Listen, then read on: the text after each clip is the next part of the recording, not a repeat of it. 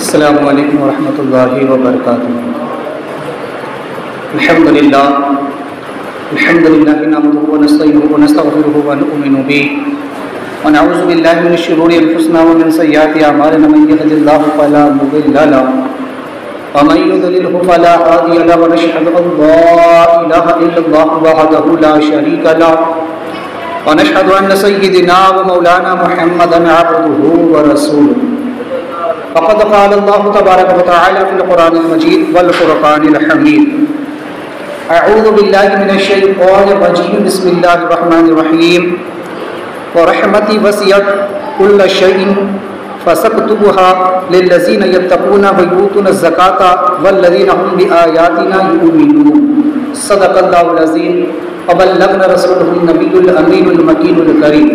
لمن الشاهدين والشاكرين والحمد لله رب العالمين۔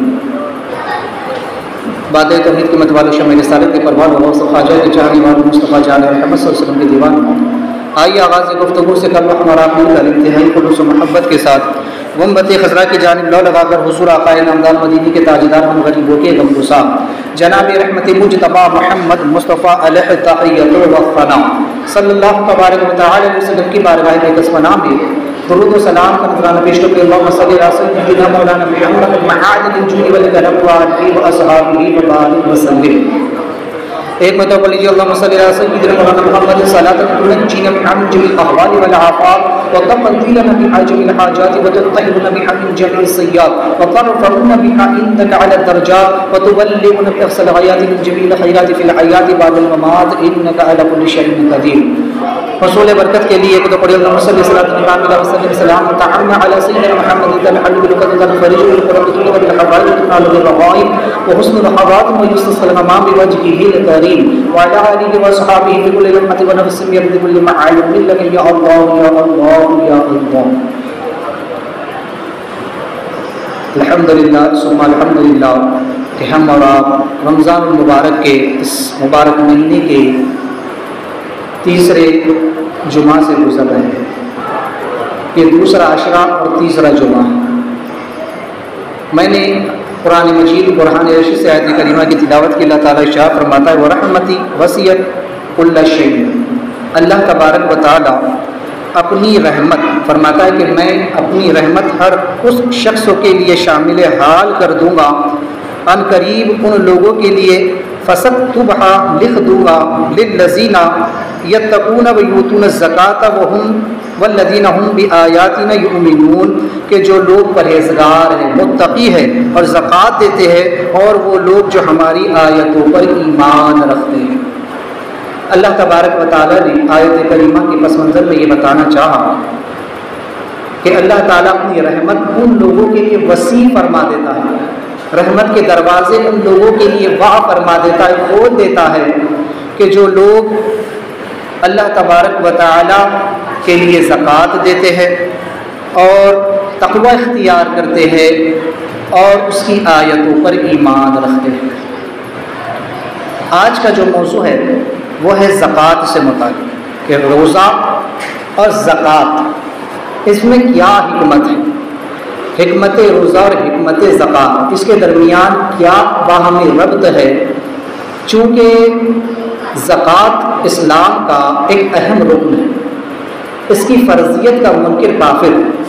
اور نہ ادا کرنے والا سخت گناہگار، فاسق اور ادائیگی میں تاخیر کرنے والا گناہگار اور ادا سے روکنے والا، اگر کوئی کسی کو زکوٰۃ سے روکے تو وہ مستحق قتل ہے۔ تو بہرحال زکوٰۃ یہ اسلام کا ایک اہم رکن ہے۔ اسلام کے جو 5 بنیادی ارکان ہیں، روزہ، نماز، زکوٰۃ، حج، تو چونکہ مسائل میں میں اس کو عرض کروں گا کہ زکوٰۃ جب انسان پر واجب ہوتی ہے کہ جس دن وہ کسی ایسے مال کا، ایسے نصاب کا مالک ہو جاتا ہے جو اس کی حاجت اصلیہ سے زائد ہو، اس دن سے وہ مالک نصاب ہوا، اور جب اس پر 12 چاند گزرے تو اس پر زکوٰۃ واجب ہوئی۔ اب چونکہ لوگوں نے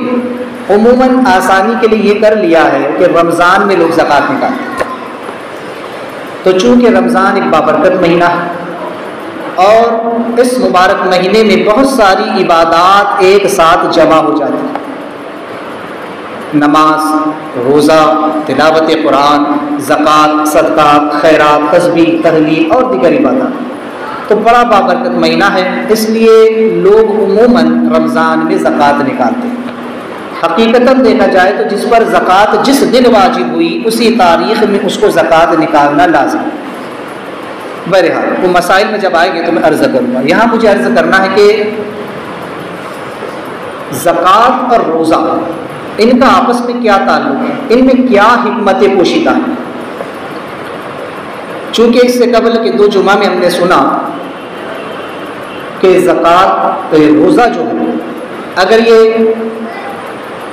مثل سیب کے ہے، جیسا کہ میں نے کہا کہ روزہ بدن کو پاک کرتا ہے،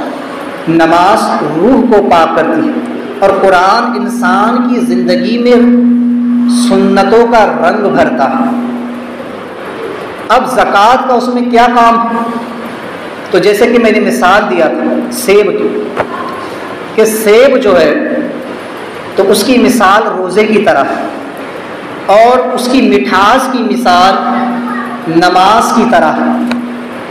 اور اس کے رنگ کی مثال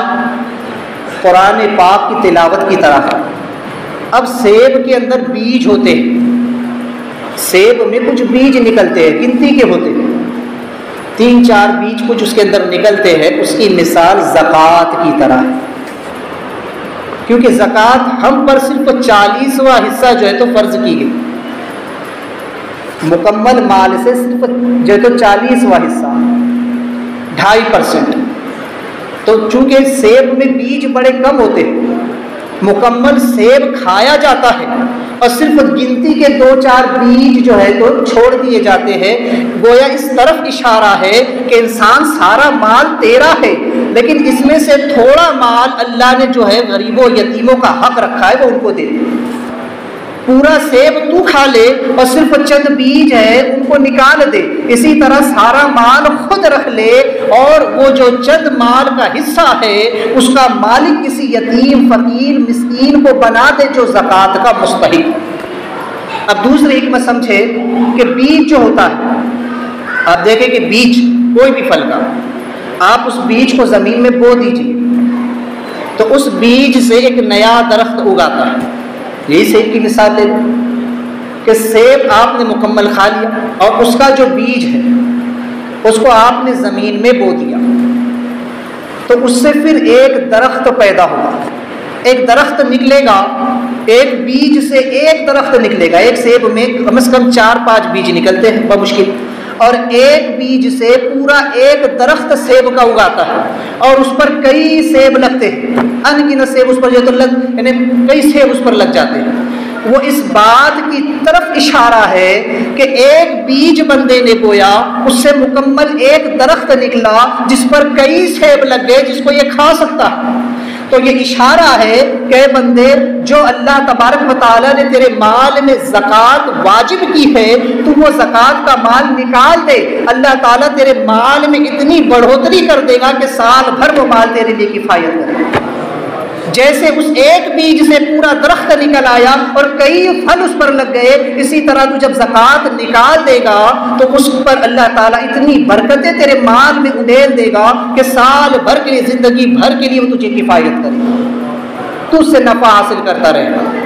تو غرض کہ یہ اس طرف اشارہ ہے۔ تو چونکہ زکوٰۃ اور روزہ یہ دونوں کے درمیان ایک بڑا گہرا ربط ہے، وہ بھی کیسے کہ آپ دیکھیں کہ زکوٰۃ جسم کو، جو ہے تو میں نے کہا تھا کہ روزہ جو ہے یہ جسم کو پاک کرتا ہے اور زکوٰۃ انسان کے مال کو پاک کرتی ہے۔ روزہ انسان کو ظاہر اور اس کے باطن کو پاک کر دیتا ہے۔ آپ نے آیت کریمہ بھی سن، اللہ تعالیٰ نے فرمایا کہ میں اپنی رحمت ان لوگوں کے لیے لکھوں گا کہ جو لوگ تقوی اختیار کرتے ہیں، زکوٰۃ دیتے ہیں اور ہماری آیتوں پر ایمان لاتے ہیں۔ اب میں نے بتایا کہ روزہ جو ہے، قرآن نے روزے کے بارے میں کہا لعلکم تتقون، روزہ انسان کو متقی بناتا ہے۔ اور اللہ فرماتا ہے جو زکوٰۃ دیتے ہیں، زکوٰۃ جو ہے انسان کو سخی بناتی ہے۔ تو روزہ جو ہے انسان کے جسم کو پاک کرتا ہے، اس کے ظاہر اور باطن کو پاک کر دیتا ہے۔ ظاہری آقا علیہ الصلوۃ والسلام فرماتے ہیں کہ تم بیمار ہو روزہ رکھو شفا یاب ہو جاؤ۔ تو روزہ جسمانی شفا بھی دیتا ہے، اور انسان کے دل میں اس کے اندر جو برائیاں ہوتی ہیں ان برائیوں کو بھی روزہ پاک کر دیتا ہے، اس برائی سے بھی انسان کو پاک و صاف کر دیتا ہے۔ میں نے اس سے قبل بھی بہت پہلے کہا تھا کہ انسان جب روزہ دار ہوتا ہے تو آج لوگوں کا حال یہ ہے کہ سحری بھی خوب دبا کر کے کرو، اتنا کھا لو کہ رات تک کے ٹینشن نہیں، روزہ معلوم نہ پڑے، اور پھر افطاری کے وقت بھی اتنا ٹکا لو کہ بالکل کوئی احساس ہی نہیں کہ بندے کا روزہ تھا بھی کہ نہیں تھا۔ حقیقتاً روزہ شرعاً آپ کا روزہ ہو جائے گا، شرعاً روزہ ہو جائے گا، لیکن روزے کی حقیقت سے آپ محروم رہ جائیں گے۔ روزے کی حقیقت یہی ہے کہ انسان بھوک اور پیاس کو برداشت کرے، اسے احساس ہو، اسے روزہ لگے۔ لوگ کہتے ہیں کہ روزہ نہیں لگنے کے لیے یہ کرو وہ کرو، لیکن حقیقت تو یہ ہے کہ روزہ لگنا چاہیے، احساس ہونا چاہیے کہ میرا روزہ ہے، اسے بھوک اور پیاس کا احساس ہو، کیونکہ جب بھوک کی شدت کی وجہ سے جو بھاپ انسان کے معدے سے نکلتی ہے وہ اس کے دل تک آتی ہے اور اس کے دل کو نرم کرتی ہے۔ لہٰذا وہ دل جو گناہ کر کر کے سخت ہو چکا ہے، جس پر گناہوں کا زنگ چڑھ چکا ہے، اس زنگ کو دھلنے کے لیے یہ بو بڑا اہم کردار ادا کرتی ہے اور اس کے دل کو نرم کرتی ہے، اور پھر نماز جو ہے اس پر چھڑکاؤ کرتی ہے، اور روزہ جو قرآن جو ہے اس کو جو ہے تو پاک و صاف کرتا ہے۔ گویا یہ سب مل کر کے انسان کے دل کو اتنا نرم بنا دیتے ہیں، روزہ اتنا نرم بنا دیتا ہے کہ جب قرآن پڑھا جاتا ہے تو اس کا اثر دل پر محسوس کیا جاتا ہے۔ اب جب دل ہی نرم نہ ہو، اگر زمین سخت ہو تو بارش گرے بھی تو پانی بہہ جاتا ہے۔ جب دل سخت ہو گناہ کر کر کے تو اس پر قرآن کی اب کتنی آیتیں پڑھ دو، لوگ کہتے ہیں دم کر دو، یہ کر دو وہ کر دو، کوئی اثر نہیں ہونے والا۔ قرآن کی ایک آیت بھی انسان کو ہدایت دینے کے لیے اور اس کی زندگی کو بدلنے کے لیے کافی ہے، لیکن شرط ہے اس کا دل ویسا ہو کہ جس پر وہ اثر انداز ہو سکے۔ تو روزہ انسان کے دل کو اس قابل بناتا ہے تاکہ اس پر نصیحتیں اثر کر سکے، اس پر قرآن اثر کر سکے، تب جا کر انسان کی زندگی تبدیل ہوتی ہے، ورنہ وہی کا وہی حال۔ پھر روزے بس رمضان گیا کہ پھر وہی نمازیں کدھر گئی اور عبادات کہاں گئی، اور پھر وہی گناہوں کا بازار گیا۔ تو روزہ جو ہے انسان کے جسم کو، اس کے ظاہر اور اس کے باطن کو پاک کرتا ہے، اور زکوٰۃ انسان کے مال کو پاک کرتی ہے، اس کے مال کو ہر طرح کی آنے والی مصیبتوں اور پریشانیوں سے اسے پاک و صاف کر دیتے، لوٹنے، برباد ہونے، تلف ہونے سے اس کو محفوظ کر لیتی ہے۔ آقا علیہ الصلوۃ والسلام فرماتے ہیں جو مال خشکی یا تری میں برباد ہوتا ہے وہ زکوٰۃ ادا نہ کرنے کی وجہ سے ہوتا ہے۔ لہذا جب بندہ زکوٰۃ ادا کر دیتا ہے تو اس کا مال برباد ہونے سے، ڈوبنے سے، لٹنے سے، جلنے سے، ہر طرح سے جو ہے تو پاک و صاف ہو جاتا ہے۔ زکوٰۃ جو ہے جسم کو جو ہے، روزہ جو ہے یہ جسم کی نشو و نما کرتا ہے، جسم کی نشو و نما کرتا ہے، جسم کو بڑھوتری دیتا ہے۔ کیسے؟ میں نے اس سے قبل بھی کہا کہ جسم کی چونکہ بظاہر انسان کو محسوس ہوتا ہے کہ روزہ رکھنے کی وجہ سے وہ کمزور ہو گیا، لیکن بعد میں اس کی جسم میں وہ توانائی آ جاتی ہے، وہ قوت آتی ہے، روحانی طور پر انسان کا جسم بڑا مضبوط ہو جاتا ہے، اور ظاہری طور پر بھی ہوتا ہے۔ آپ نے اسپرنگ کو دیکھا ہے کہ اسپرنگ کو آپ دباؤ گے تو وہ اتنا دبے گا، لیکن جب چھوڑو گے تو اتنی ہی تیزی کے ساتھ وہ اچھلتا ہے۔ انسان روزہ رکھنے کی وجہ سے بظاہر کمزور ہوتا ہے، لیکن جیسے ہی وہ افطار کرتا ہے اللہ تعالیٰ کے رسول سے فرماتے ہیں کہ اس کو دو خوشیاں نصیب ہوتی ہے اللہ تعالیٰ کے اس وقت جب بندہ افطار کرتا ہے، اس وقت اس کو جو خوشی محسوس ہوتی ہے اس کا اندازہ وہ خود محسوس کر سکتا ہے۔ تو ایک افطار کے وقت، اور دوسرا جب رمضان گزرتا ہے تو انسان کا جسم جو ہے وہ بہت طاقت اور توانائی کا جو تو حامل ہو جاتا ہے کہ اس میں قوت پہلے سے زیادہ آ جاتی ہے، اس لیے کہ روزہ انسان کو مشقت برداشت کرنے کی عادت ڈال دیتا ہے، اس کے جسم میں قوت برداشت پیدا کر دیتا ہے. اس طرح سے جسم مضبوط ہوتا ہے کہ اگر انسان کو بعد میں کھانا نہ بھی ملے تو اسے بھوکا رہنے کی، اسے پیاسا رہنے کی عادت ہوتی ہے. انسان روزے کی حالت میں گناہوں سے بچتا ہے، شہوت سے بچتا ہے، دیگر چیزوں سے بچتا ہے. لہٰذا روزہ اس کے اندر یہ قوت برداشت پیدا کر دیتا ہے کہ رمضان جب گزر بھی جائے تو انسان ان گناہوں سے اپنے آپ کو محفوظ رکھتا ہے. تو اس طرح روزہ انسان کے جسم کو مضبوط کرتا ہے، اس کے اندر بڑھوتری پیدا کرتا ہے، اور زکوٰۃ مال کے اندر بڑھوتری پیدا کرتا ہے. جس مال کی زکوٰۃ نکال دی جاتی ہے اللہ اس مال میں برکت عطا فرماتا ہے. اللہ خود ارشاد فرماتا ہے کہ اللہ تعالیٰ سود کو مٹاتا ہے اور صدقے کو بڑھاتا ہے. تو اللہ تبارک و تعالیٰ سود کو مٹاتا ہے. جو سود کا کاروبار کرے، جو سود کھائے، تو اللہ تعالیٰ اس کے سارے مال کو برباد کر دیتا.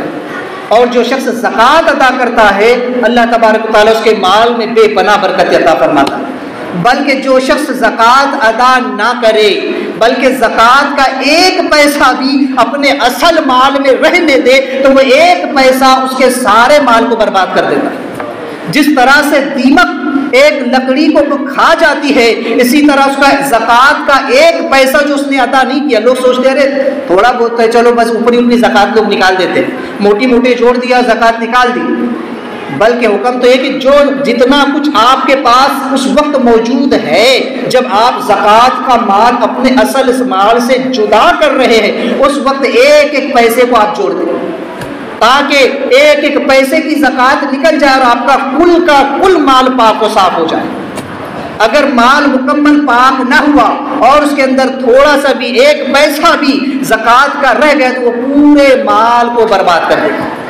جیسے ایک سڑا ہوا پھل تمام پھلوں کو خراب کر دیتا ہے، ایک مچھلی پورے تالاب کو گندا کرتی ہے، ایسے ہی زکوٰۃ کا ایک پیسہ اگر پورے اصل مال میں رہ جائے تو وہ سارے مال کو برباد کر دیتا ہے. اور جس مال کی زکوٰۃ صحیح طور پر ادا کر دی جائے اللہ تعالیٰ اس مال کی حفاظت فرماتا ہے.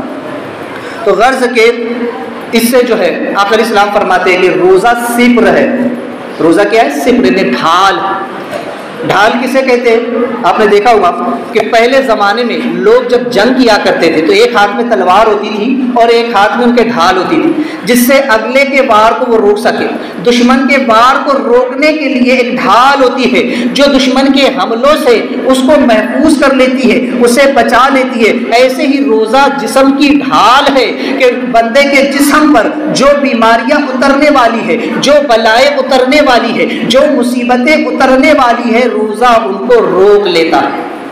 جب بندہ روزہ دار ہوتا ہے تو آنے والی بلائیں بھی رک جاتی ہے. رب کی رحمت گوارا نہیں کرتی کہ میرا بندہ روزہ دار ہے اور یہ روزے میں پریشان ہو، یہ روزے میں بیمار ہو، یہ روزے میں جو ہے تو اس طرح مارا پھرے. تو بلاؤں، مصیبتوں، وباؤں کو بندے سے روک لیا جاتا ہے. گویا وہ روزہ اس کے لیے سپر ہے، ڈھال ہے جو آنے والی مصیبتوں کو، بلاؤں کو، سب کو روک کر کے رکھتا ہے. اسی طرح آقا علیہ السلام فرماتے ہیں کہ اپنے اموال کی زکوٰۃ دے کر اسے مضبوط قلعے میں محفوظ کر لو. اب قلعے کا کام کیا ہوتا ہے؟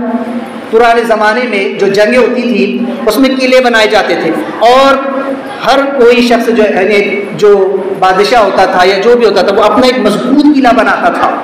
تاکہ اس قلعے کے اندر رہ کر کے وہ دشمن سے لڑ سکے. دشمن کو تو وہ اس پر تو وار کر سکے لیکن دشمن اس پر وار نہ کر سکے، دشمن اسے زیر نہ کر سکے. اس لیے لوگ قلعوں میں رہتے تھے اور اس میں چھوٹے چھوٹے سوراخ بنا دیتے تاکہ وہاں سے یہ دشمن پر حملہ کر سکے، لیکن دشمن باہر سے ان پر حملہ نہیں کر سکتا. تو یہ قلعے میں محفوظ رہتے تھے، لہذا سپاہی قلعے میں محفوظ رہتا ہے تو جو قلعے میں رہتے وہ محفوظ رہتے. اسی طرح آپ علیہ السلام فرماتے ہیں کہ اپنی مال کی زکوٰۃ دے کر اسے مضبوط قلعے میں محفوظ کر.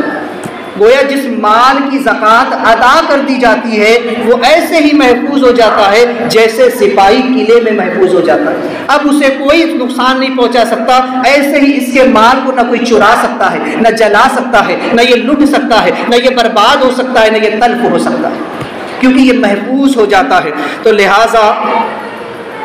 اسی طرح سے روزہ جو ہے یہ انسان کو متقی بناتا ہے. لعلکم تتقون، روزہ اس لیے ہے تاکہ تمہارے اندر تقوی اور پرہیزگاری آ جائے. کیونکہ اللہ نے فرمایا کہ میں اپنی رحمت ان لوگوں کے لیے لکھتا ہوں جو تقوی والے ہو، جو متقی ہو اور جو زکوٰۃ دیتے ہو، جو میری آیتوں پر ایمان رکھتے ہو۔ روزہ انسان کو متقی بناتا ہے اور زکوٰۃ بندے کو سخی بناتی ہے۔ اب سخی کا معاملہ کیا ہے؟ متقی تو وہ کہ جو تقوی اختیار کرے، اس کے بارے میں کیا ھدی للمتقین، قرآن متقیوں کو ہدایت دیتا ہے۔ اور متقی کا ٹھکانہ یہ ہے کہ والعاقبۃ للمتقین، کہ آخرت کے دن قیامت جو ہے تو آخرت تو متقیوں کے لیے، اس دن اگر کوئی کامیاب ہے تو وہ متقی ہے۔ بروز حشر متقی کامیاب ہوں گے، وہ اللہ کے عرش کے سائے میں ہوں گے اور جنت میں بڑے ہی اعزاز و اکرام کے ساتھ داخل کیے جائیں گے۔ اور سخی، جو بندہ سخی ہوتا ہے، اللہ کے رسول صلی اللہ علیہ وسلم فرماتے ہیں کہ السخی قریب من اللہ، قریب من الناس، قریب من الجنہ وبعید من النار، کہ جو سخی بندہ ہوتا ہے، جو کثرت سے صدقہ و خیرات کرتا ہے، وہ اللہ کے قریب ہوتا ہے، وہ لوگوں کے قریب ہوتا ہے، وہ جنت کے قریب ہوتا ہے اور جہنم سے بہت دور رکھا جائے گا۔ تو لہٰذا سخاوت یہ بندے کو اللہ سے، لوگوں سے، جنت سے قریب کرتی ہے اور جہنم سے اس کو دور رکھتی ہے۔ اسی طریقے سے آپ دیکھیں کہ شہوت انسان کے بدن میں پیدا ہوتی ہے، نفسانی خواہشات جنم لیتی ہیں، ان کو زیر کرنے کے لیے اللہ تعالیٰ نے روزہ رکھا ہے کہ روزہ انسان کی شہوت کو توڑتا ہے، اس کی لذتوں کو ختم کرتا ہے، کم کرتا ہے۔ آقا علیہ السلام فرماتے ہیں اگر تم میں سے کسی شخص پر شہوت کا غلبہ ہو تو اسے چاہیے کہ وہ کثرت کے ساتھ روزہ رکھے۔ اگر وہ غیر شادی شدہ ہے، جو شادی شدہ ہے وہ تو اپنی خواہش اپنی بیوی کے ساتھ پوری کر لے گا، لیکن جو غیر شادی شدہ ہے اگر اس پر شہوت کا غلبہ آ جائے تو آقا علیہ السلام فرماتے ہیں وہ کثرت کے ساتھ روزہ رکھے، اس لیے کہ روزہ جو ہے تو شہوت کو توڑ دیتا ہے اور نفسانی خواہشات کو زیر کر دیتا ہے۔ انسان کے بدن میں، انسان کے جسم میں اس کا نفس جو ہے اس سے برگلاتا ہے کہ فلاں چیز کھائی جائے، فلاں چیز سونگھی جائے، فلاں کا استعمال کیا جائے، فلاں کام کیا جائے، یہ کیا جائے، وہ کیا جائے۔ لیکن جب بندہ روزہ دار ہوتا ہے تو وہ اپنے آپ کو ہر چیز سے روک کر کے رکھتا ہے، ہر کھانے کی چیز سے، ہر لذت کی چیز سے، ہر گناہوں کے معاملات سے انسان اپنے آپ کو روک کر کے رکھتا ہے۔ لہذا روزہ اس کی شہوت اور اس کی نفسانی خواہشات دونوں کو جو ہے تو توڑتا ہے، جبکہ صدقہ جو ہے تو یہ اسی طرح سے اللہ کے غضب کو ٹھنڈا کرتا ہے۔ روزہ انسان کی شہوت کو ٹھنڈا کرتا ہے اور صدقہ اللہ کے غضب کو ٹھنڈا کرتا ہے، جہنم کی آگ کو بجھاتا ہے۔ آقا کریم صلی اللہ علیہ وسلم فرماتے ہیں کہ جو شخص صدقہ دیتا ہے گویا شیطان کے 70 جبڑوں سے چیر کر کے اس کو نکالتا ہے، اور ایک وقت کا صدقہ دینا، بعض روایتوں کا مفہوم ہے کہ ایک وقت کا صدقہ دینا بندے کو 70 سال کی جہنم سے دوری پر کر دے گا۔ تو صدقہ، سخاوت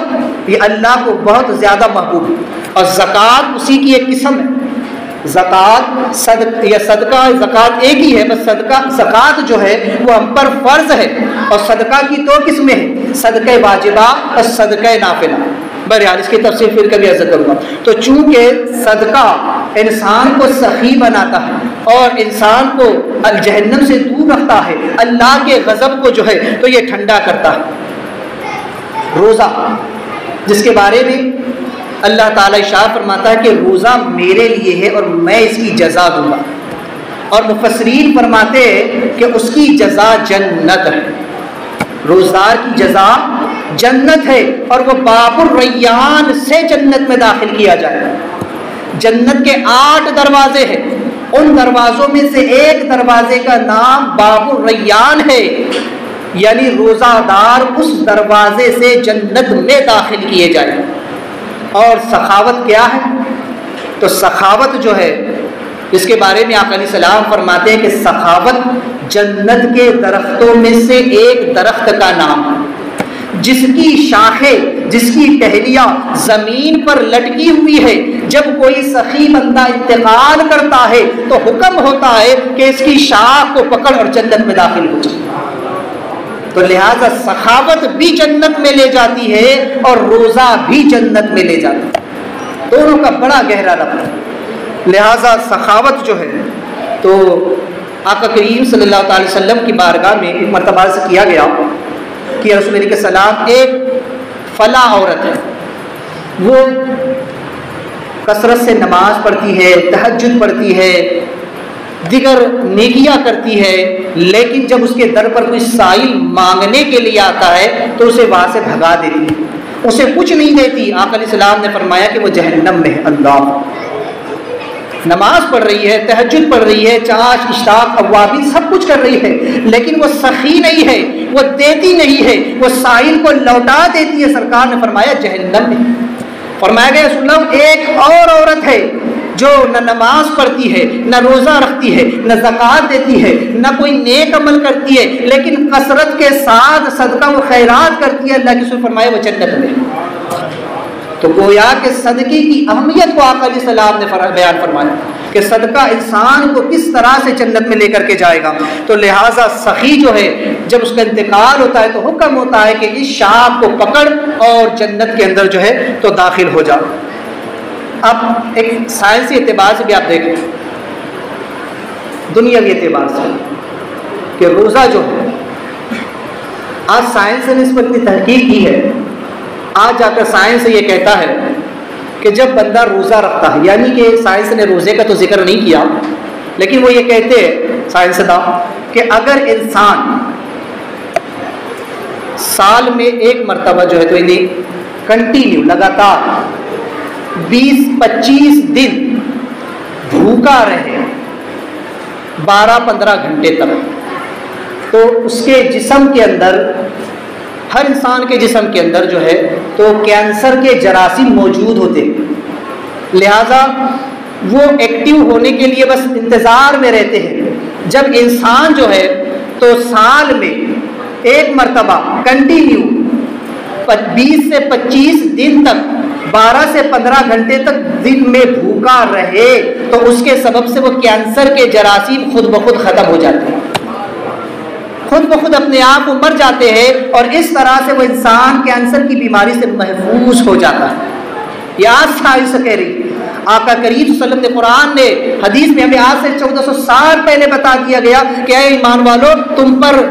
رمضان کے روزے فرض کیے گئے، یہ ایک مہینے کے روزے ہیں۔ اسی طرح سے ایک دوسری اور تحقیق سائنس کی،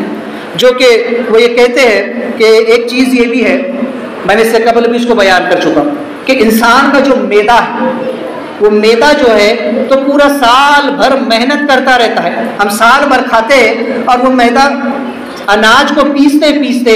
سال بھر محنت کرتا ہے۔ سائنسداں یہ کہتے ہیں کہ اگر کبھی اسی طرح سے سال میں بندہ ایک مرتبہ جو ہے لگاتار اسی طرح سے ایک مہینے تک دن میں 15 سے 12 گھنٹے تک کوئی چیز کھائے پیے نہیں، اس طرح اپنا وقت گزار دے، تو اس طرح سے ایک مہینہ کر لینے کے بعد اس کے معدے میں پہلے سے زیادہ طاقت و توانائی پیدا ہو جاتی ہے، اور اس کا معدہ پہلے سے زیادہ ایکٹیو ہو جاتا ہے اناج کو ہضم کرنے کے لیے۔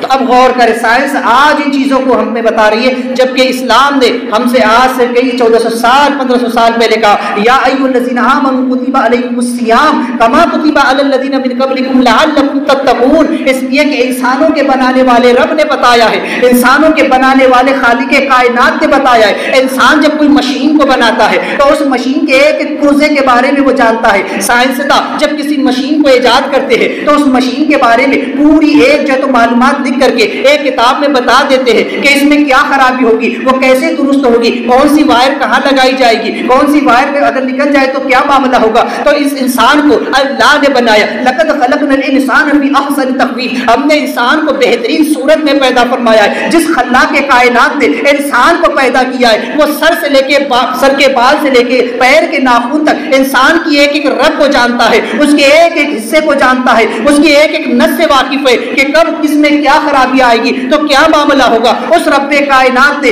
پہلے ہی بتایا، یا ایھا الذین آمنوا کتب علیکم الصیام کما کتب علی الذین من قبلکم لعلکم تتقون، اے ایمان والو تم پر روزے فرض کیے گئے جیسا کہ تم سے پہلوں پر فرض تھے، ایسا نہیں کہ تم ہی پر ہے، یہ ساری انسانیت کے لیے، یہ سارے انسانوں کے لیے، آدم علیہ السلام سے لے کر آقا کریم صلی اللہ علیہ وسلم تک تمام انبیاء ان کی امتوں پر یہ روزہ ہم نے فرض کیا ہے، کیونکہ ہر انسان کا ایک جسم ہے، اس میں پیٹ ہے، اس میں معدہ ہے، اس کو محفوظ رکھنے کے لیے، اسے تقویٰ و طہارت حاصل ہو جائے اس کے لیے، اور تمام دیگر حکمتوں کے تحت ہم نے ہر انسان پر روزہ فرض کیا، تم سے پہلی امتوں پر بھی فرض تھا، لعلکم تتقون، تاکہ تم پرہیزگار ہو جاؤ۔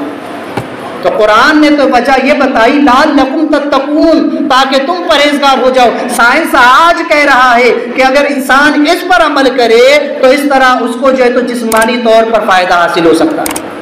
تو غرض کہ روزہ جو ہے انسان کو جسمانی طور پر اس طریقے سے فائدہ دیتا ہے۔ اب ایک انسان کا روزانہ کا تجربہ ہے کہ بظاہر ہم دیکھتے ہیں کہ جو انسان اپنے مال کی صحیح طور پر زکوٰۃ ادا کر دیتے ہیں ان کا مال بڑھتا ہی رہتا ہے، ہر سال اللہ اس میں برکت عطا ہی فرماتا رہتا ہے۔ جس نے اس سال اپنی صحیح زکوٰۃ اخلاص کے ساتھ ادا کر دی، اللہ اس کو سال بھر کے لیے اس کے مال کو کفایت کرے گا، اور اگلے سال پھر اسے مالی کے نصاب رکھے گا تاکہ وہ پھر لوگوں کے دل کو جو ہے تو زکوٰۃ دے سکے۔ تو اس کے مال میں برکت ہوتی ہے، بظاہر دکھتا ہے، جیسا کہ روزہ رکھنے سے بظاہر محسوس ہوتا ہے کہ انسان کا جسم کمزور ہو رہا ہے، لیکن اس جسم میں توانائی آتی ہے۔ آپ دیکھیں درخت ہے، ایک درخت جب سوکھنے لگتا ہے تو اس کی چند ٹہنیوں کو کاٹ دیا جاتا ہے تاکہ وہ پھر سے ہرا بھرا ہو جائے۔ جب اس درخت کی چند ٹہنیوں کو کاٹ دے تو وہ درخت پھر سے بآور ہو جاتا ہے، پھر سے ہرا بھرا ہو جاتا ہے، پھر سے وہ پھل دینے لگتا ہے۔ اسی طرح انسان اپنے جسم کو دیکھے کہ اگر کبھی اس کے اندر خرابی آ جائے، اس کے اندر جو ہے تو گناہوں کے جراثیم آ جائے، انسان اگر مہینے میں بھر کے روزے رکھ لیتا ہے، بظاہر محسوس ہوتا ہے کہ اس کا جسم کمزور ہو رہا ہے، لیکن جیسے ہی رمضان سے وہ گزرتا ہے اس کے بعد اس کا جسم پہلے سے زیادہ مضبوط ہو جاتا ہے، اس کا جسم پہلے سے زیادہ طاقتور ہو جاتا ہے، اس کا معدہ پہلے سے زیادہ طاقتور ہو جاتا ہے، اس کا اجتماع کے اندر پہلے سے زیادہ جو ہے تو طاقت و توانائی آ جاتی ہے۔ اسی طرح مال کو بھی آپ دیکھیں، جس مال کی زکوٰۃ نکال دی جاتی ہے بظاہر لگتا یہ ہے کہ مان لیجیے 1 لاکھ روپیہ اور 1 لاکھ پر بنتی ہے 2500 روپیے۔ اب کسی کو لگتا ہے کہ 1 لاکھ روپیہ میرے پاس ہے، میں اس میں سے 2500 روپیے زکوٰۃ کے نکال دوں تو 2500 تو کم ہو گئے۔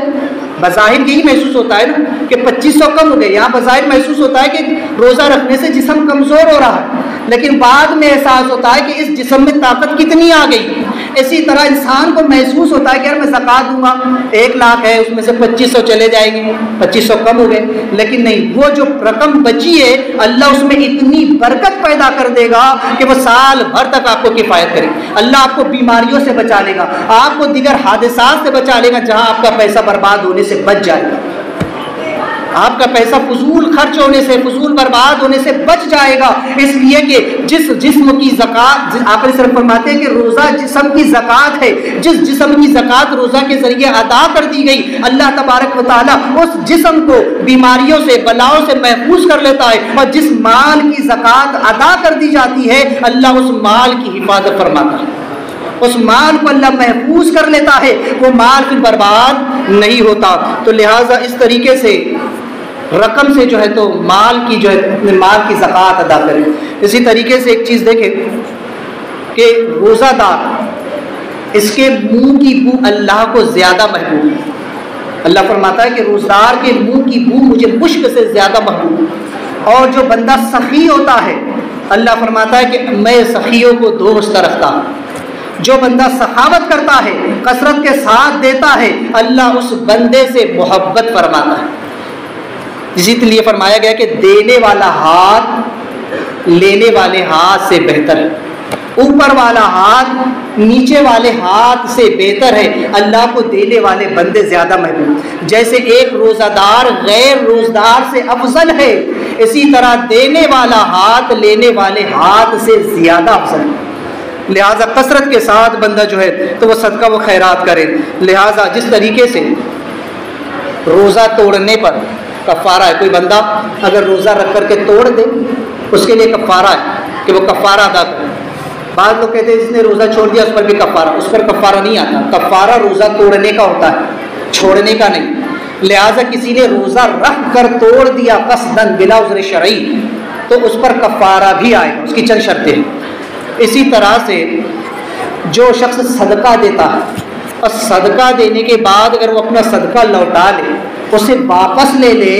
تو اس کے بارے میں حدیث پاک میں فرمایا گیا کہ وہ ایسا ہے جیسے اپنی ہی قے کو چاٹنے والا، الٹی کر کے کوئی خود اسی کو اپنی الٹی کو چاٹ لے، اس شخص کی مثال ایسی ہی ہے جو اپنا صدقہ دے کر کے واپس لے لے۔ اللہ اکبر۔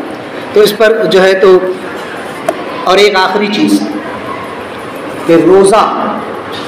نہ رکھنے والے کے لیے جو وعیدات آئی اس کا مفہوم یہ ہے کہ اس شخص کو جہنم میں ڈالا جائے گا۔ اب ایک ہوتا ہے جہنم میں ڈالنا، ٹھیک ہے، اور ایک ہے کہ جہنم کی آگ میں ڈالنا، اور ایک ہے کہ جہنم کی آگ کو اس کے جسم میں ڈال دینا۔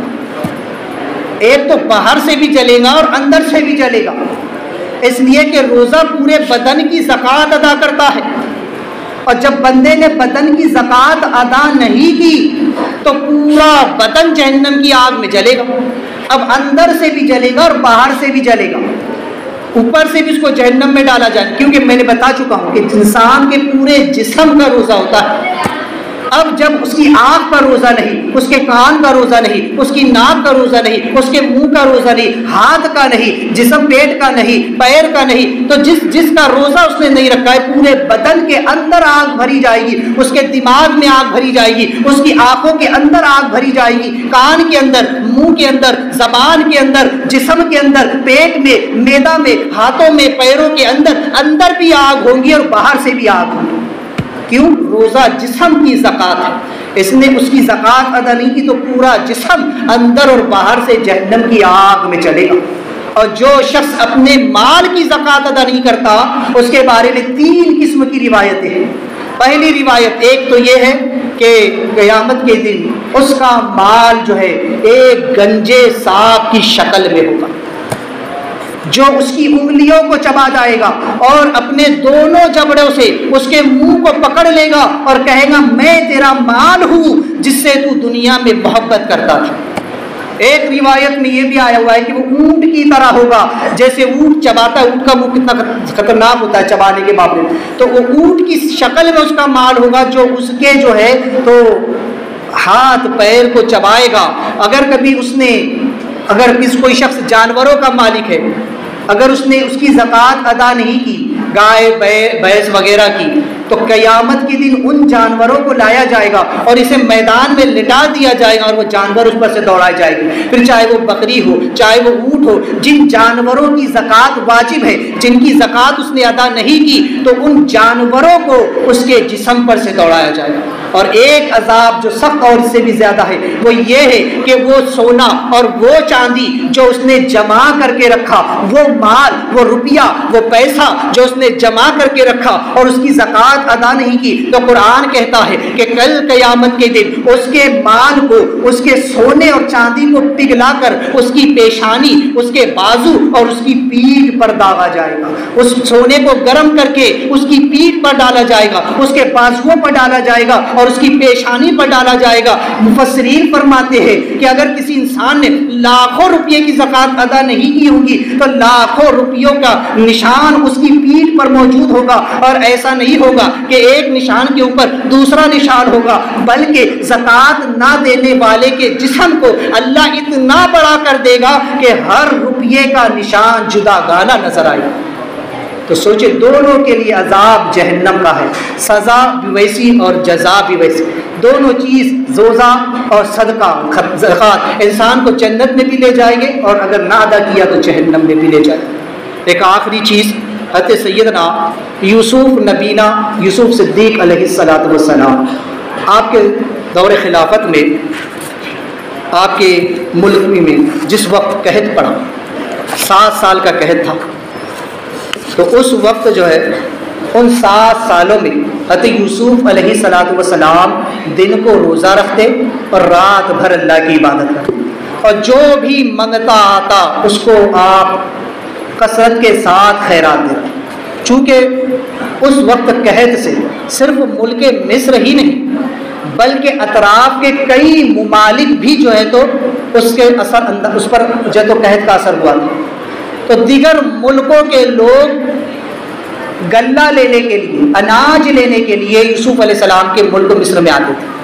کیونکہ وہ بڑا لمبا واقعہ ہے، میں اس سے پہلے اس کو بہت تفصیل سے عرض کر چکا ہوں کہ 7 سال جو ہے تو ایسے ہیں کہ جو قحط کے، اور 7 سال جو ہے پھر وہ خوشحالی کے. پہلے جو 7 سال تھے وہ خوشحالی کے، اور بعد کے 7 سال قحط کے، اور پھر اس کے بعد کا جو 15واں سال یعنی 14 سال ہوں گے. پہلے 7 سال قحط کے، بعد خوشحالی کے، اور بعد کے 7 سال قحط کے، اور پھر جو 15واں سال وہ پھر سے خوشحالی کے. تو پہلے 7 سالوں میں یوسف علیہ السلام نے ان 7 سالوں کا اناج گودام کے اندر جمع کر کے رکھ دیا، اور جو بعد کے قحط کے 7 سال آئے ان 7 سالوں میں آپ اس اناج کو لوگوں میں تقسیم کرتے تھے، لوگوں کو غلہ دیا کرتے تھے. جب دوسرے ملکوں کو یہ خبر ہوئی کہ مصر کا بادشاہ بڑا نیک ہے، بڑا رحم دل ہے، اور وہ غلہ جو ہے تو لوگوں کو اچھا دیتا ہے، کم منافع کے ساتھ جو ہے کم قیمت لے کر کے زیادہ غلہ دیتا ہے، تو حضرت یعقوب علیہ السلام جو کہ ملک شام کے کنعان میں تھے، آپ نے اپنے بیٹوں سے کہا کہ سنا ہے کہ مصر کا جو بادشاہ ہے بڑا نیک ہے، بڑا رحم دل ہے، بڑا اللہ والا ہے، اور وہ بڑا اچھا غلہ دیتا ہے، جاؤ تم بھی جا کر کے غلہ خرید کر کے لاؤ. جب بھائی وہاں پہنچے غلہ لینے کے لیے تو بھائیوں نے یوسف علیہ السلام کو نہیں پہچانا، لیکن یوسف علیہ السلام نے پہچانا. ایک نبی کا خلق دیکھیں کہ بھائیوں کو پہچانے وہی بھائی ہے جنہوں نے بچپن میں آپ کو کنویں میں ڈھکیلا تھا اور کھوٹے سکے کے بدلے بھائی کو بیچا تھا. وہ سکے جو بازار میں چلتے بھی نہیں تھے، وہ سکے لے کر کے یوسف علیہ السلام جیسے بھائی کو، ایسے خوبصورت بھائی کو، ایسے ہونہار بھائی کو جو مستقبل میں نبی ہونے والے ہیں، نبوت کا اعلان کرنے والے ہیں، اس بھائی کو بیچ دیا تھا حسد کی بنا پر. لیکن آج وہی بھائی سائل بن کر کے، بھکاری بن کر کے یوسف علیہ السلام کے سامنے کھڑے ہیں اور کہہ رہے کہ یہ قیمت ہمارے پاس بہت کم ہے، یہ چھوٹی سی قیمت ہے، یہ لے کر ہم کو غلہ دے دو. یوسف علیہ السلام نے انہیں کوئی طعنہ نہیں دیا، انہیں کوئی بات نہیں کی، بلکہ ان سے وہ رقم لے لی اور غلہ دوگنا دیا. اور جب وہ جانے لگے تو اپنے سپاہیوں سے کہا کہ یہ جو قیمت انہوں نے دی ہے ان کی قیمت ان کے غلے میں واپس رکھ دو کہ انہیں خبر بھی نہ ہو. وہ قیمت بھی لوٹا دی، غلہ بھی دے دیا. اپنے بھائیوں پر ایسا احسان کیا، ایسا صدقہ کیا، دن کو 7 سالوں تک دن کو روزہ رکھتے، رات کو عبادت کرتے اور کثرت کے ساتھ صدقہ و خیرات کرتے. تو وہ باپ بیٹے جو کئی برسوں کے پچھڑے ہوئے تھے، اللہ نے اس عمل کی برکت سے ان باپ بیٹوں کو ملا دیا. علماء فرماتے ہیں کہ یہ برکت ہے کہ اللہ تبارک و تعالیٰ نے یوسف علیہ السلام اور یعقوب علیہ السلام جو برسوں کے پچھڑے ہوئے تھے ان سب کو پھر سے لا کر کے ملا دیا. تو صدقہ وہ شے ہے کہ جو بچھڑے ہوئے کو بھی ملا دیتا ہے، انسان کی گمی ہوئی چیزوں کو ملا دیتا ہے. تو غرض کے صدقہ،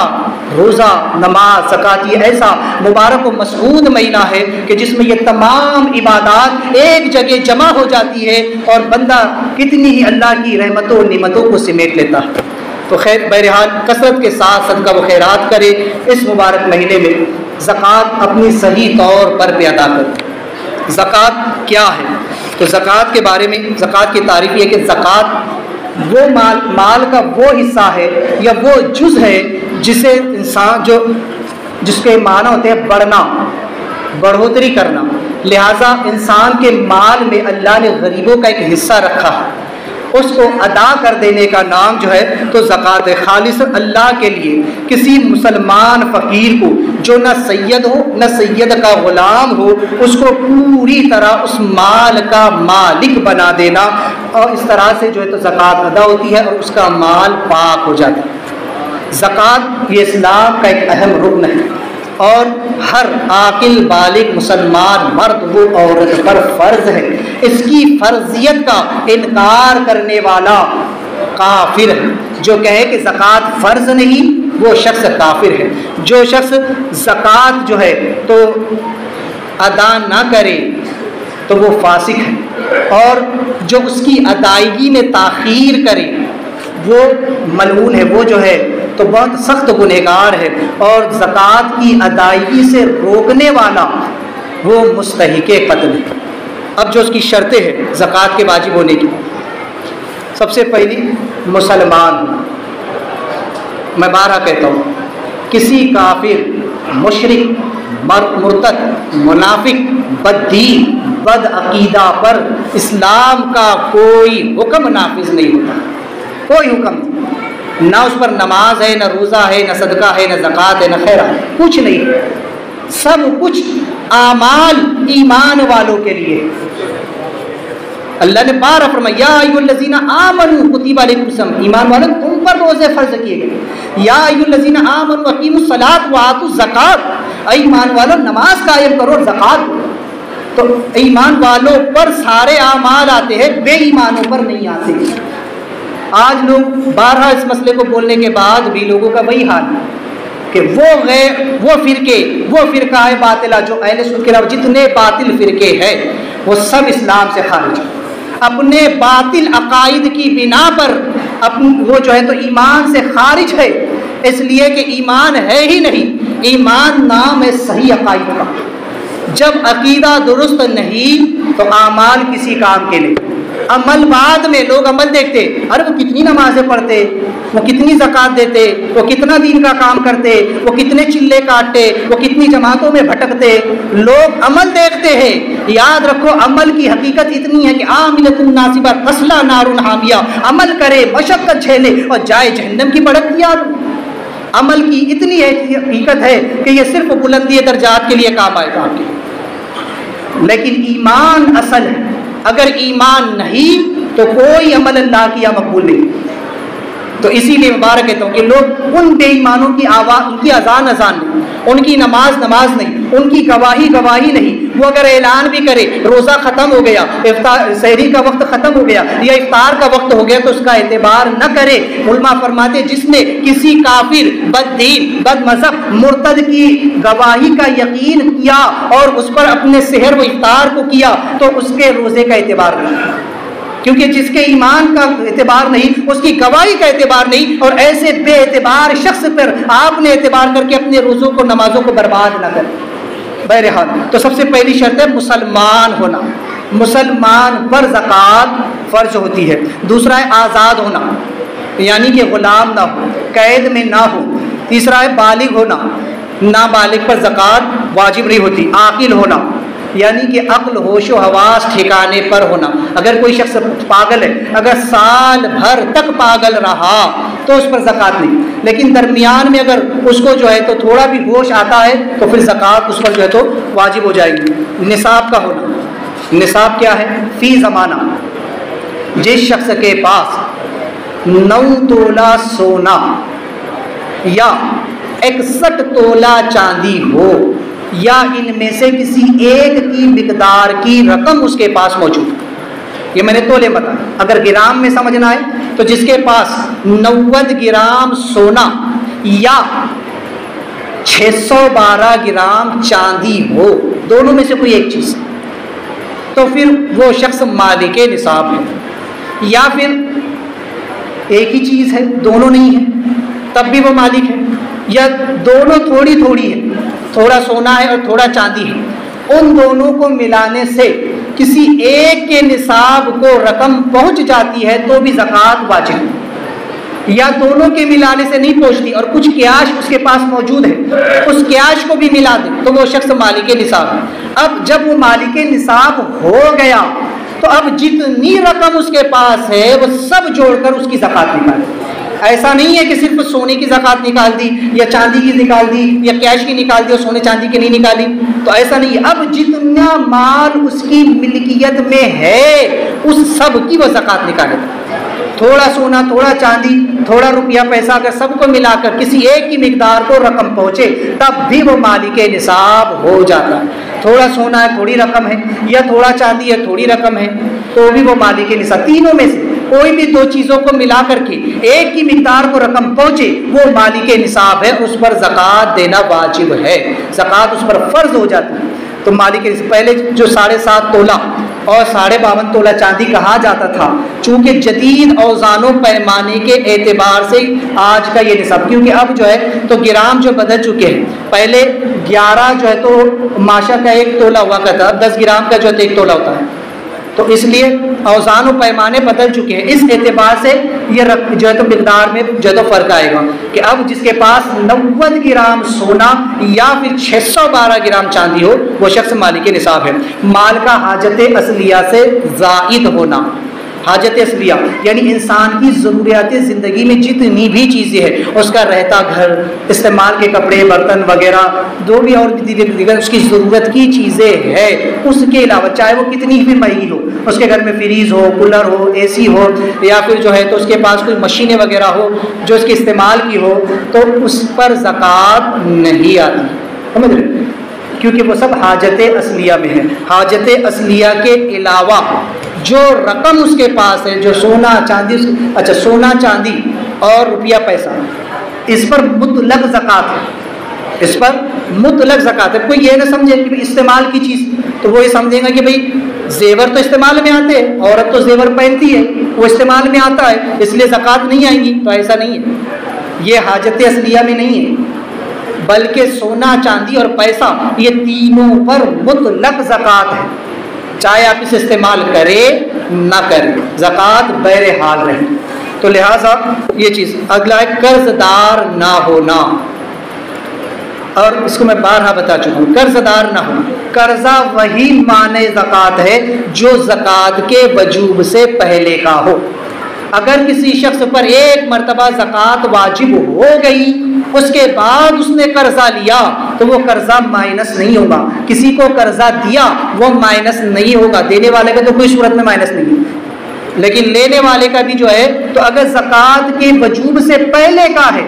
ابھی وہ فقیر تھا اور قرضہ لے لیا، اب مالک نصاب ہو گیا، اب زکوٰۃ دینا چاہتا ہے، زندگی میں پہلی بار زکوٰۃ ادا کر رہا ہے، تو اب وہ شخص جو ہے اب پہلے اپنا قرضہ مائنس کرے گا، اس کے بعد زکوٰۃ ادا کرے گا۔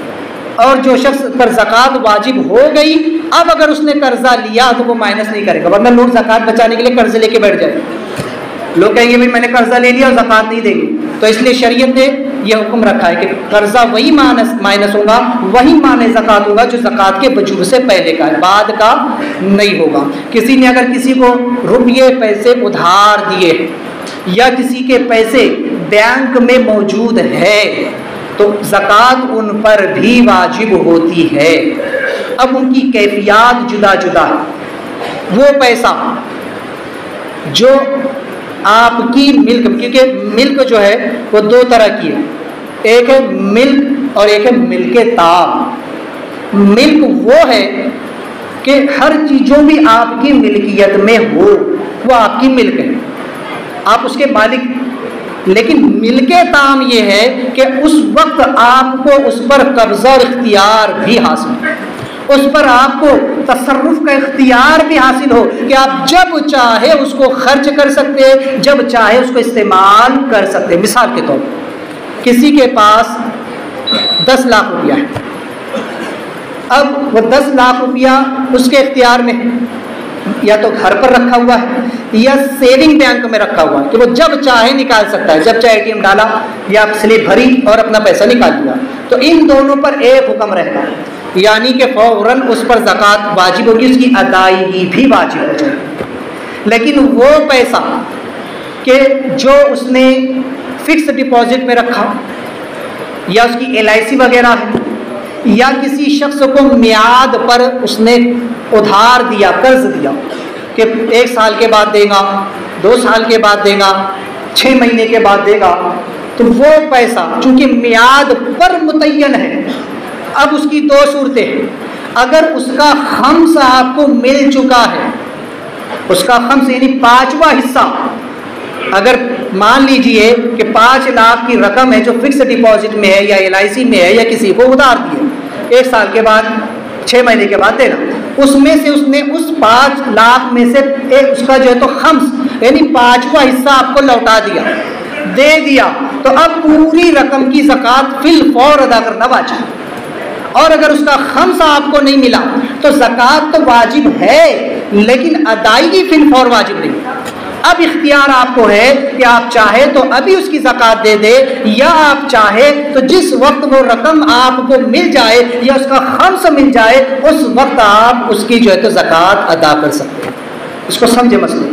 اس کو نہ سمجھے بعد میں آ کر تفصیل سے اور پوچھ سکتا ہے۔ تو لہٰذا یہ ملک اور ملک تام. اگلا جو ہے تو یہ ہے کہ نصاب کا نامی ہونا، یعنی اس میں بڑھنے کی صلاحیت ہونا. کسی کے پاس 1 لاکھ روپیہ ہے، وہ لے کر کے بیٹھا تو وہ ایسا کہتا ہے کہ بھائی بڑھتا تو نہیں ہے، پیسہ تجوری میں رکھے رکھے تو بڑھتا نہیں ہے. سونا چاندی کو آپ نے رکھ دیا تو وہ اپنے آپ ایسا بڑا تو نہیں ہو جانے والا. تو یہ مراد نہیں ہے. بڑھنے سے مراد یہ ہے کہ اگر وہ اس کو تجارت میں صرف کرے تو وہ مال بڑھے گا. وہ مال نامی ہے اور اس پر زکوٰۃ واجب ہے. جو مال بڑھنے کی صلاحیت رکھتا ہے، آپ کے پاس 1 لاکھ روپیہ ہے، آپ اس کو تجوری میں بند کر کے رکھیں، آپ پر زکوٰۃ بہرحال نہیں. کیونکہ اگر اس 1 لاکھ کو تجارت میں لگاتا تو یقیناً اس سے مال میں بڑھوتری ہوتی، اضافہ ہوتا، اور وہ 1 لاکھ 10 لاکھ کما کر کے دیتا. اگر سونا اور چاندی اس کے پاس رکھا ہوا ہے تو اس کا تو بھاؤ کم زیادہ ہوتا ہی رہتا ہے. بھاؤ بڑھ گیا تو اس کا جو ہے تو وہ بھی بڑھ گیا. آپ اس کو بھی تجارت میں بھی لگا سکتے ہیں، نہیں بھی لگائے تب بھی اس کا بھاؤ بڑھتا رہتا ہے. تو لہٰذا ان پر مطلق زکوٰۃ آتی ہے، سونے چاندی پر مطلق زکوٰۃ آتی ہے. تو لہٰذا مال کا نامی ہونا یہ بھی جو ہے تو شرط ہے. اور پھر جو ہے تو مال پر ہولان حوض سال کا گزر جانا شرط ہے. یہ زندگی میں ایک بار ہے، ایک مرتبہ جو شخص مالک نصاب ہو گیا اب وہی وقت اس کا ہمیشہ کے لیے اس کا وہ متعین ہو گیا. جس دن بھی وہ تاریخ آئے گی وہ مالک نصاب پایا جائے گا، اپنے مال کی زکوٰۃ ادا کرے گا، درمیان کا اعتبار نہیں. میں بار مثال دیتا ہوں کہ اگر آسانی کے لیے سمجھنے کے لیے کہ 1 رمضان کو کوئی شخص مالک نصاب بن گیا. 1 رمضان سے پہلے وہ فقیر تھا، غریب تھا،